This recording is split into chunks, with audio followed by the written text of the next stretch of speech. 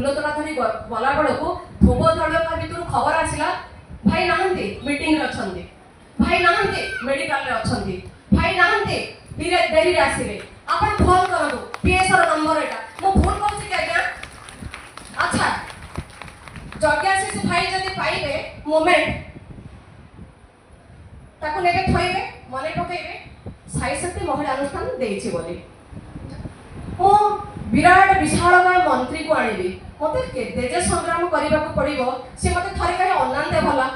बर भाई कहबो अरे सस्मिता मंगराज गोटे अनुष्ठान करले से अनुष्ठान अच्छा आउ गोटे कथा कहंतु मोर अनेक महासंघर भौणी माने आसी छंती अनेक महासंघर भौणी जो महासंघ 100 को लेके रजिस्ट्रेशन 100 रे गोटे कम हेले रजिस्टर देई परिबे नाही जणे प्रेसिडेंट जदि गोटे गोटे घंटा समय देई थाए गोटे महासंघ को गोटे व्यक्ति को केते देखंतु साई शक्ति महिला समिति खाली महिला मानकर अनुष्ठान नुहे यह स्वतंत्र ये सदा सर्वदा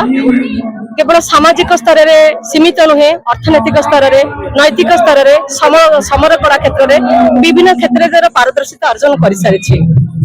तेणु आज जो गुरु पूर्णिमा उत्सव कहूँ आम केवल गुरु दिवस को पालन करूँ गुरु दिवस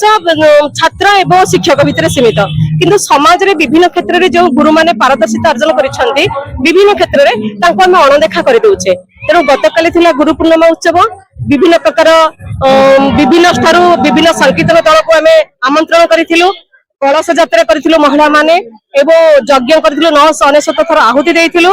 तापरे आज थिला स्टेज प्रोग्राम टे अर्थात समस्त को एट ए टाइम डाकी हुएनी गोटे थिरे आज से शिल्पी मानक बा से गुरु मानक समाज रे जो माने प्रतिष्ठा अर्जन करिसेंती खाली जे जने विद्यालय रे शिक्षा दिले से गुरु ता नुहे जो माने समाज को दिग्दर्शन दउछंती से माने मध्ये जने जने सामाजिक गुरु सेही भली भाबरे आज विभिन्न गुरु मानक डका जायतिला से मानक संबोधित करबा सहित से मानक हाथ रे महिला मानक जो मानकर आत्मबल कमी कमी आसुची जे आमे समाज रे बोधे केवल गोटे गोड़ाणी भाव रे अछु नाही ता नुहे महिला तैयारी करि पारे ध्वंस भी करि पारे तेणु ता भितर जो प्रतिभा अछि से प्रतिभा को सम्मानित करबा पई आज विभिन्न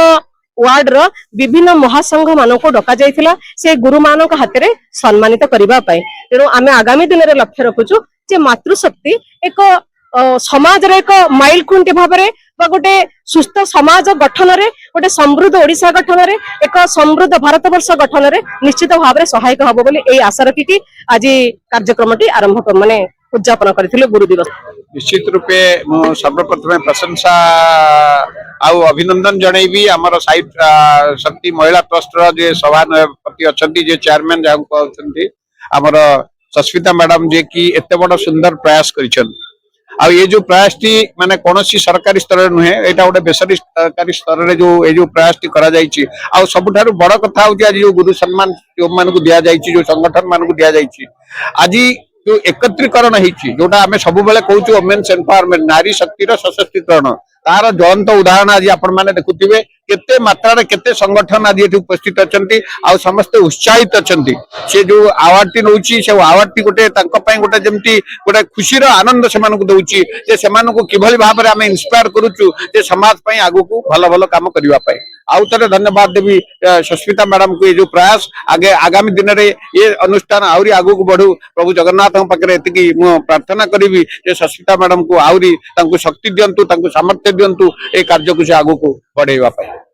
धन्यवाद समस्त को आज साई संगठन आपण मैंने समस्ते जानी सस्मिता मंगराज जने एपरी महिला भुवनेश्वर सबु जगार जो संगठन से संगठन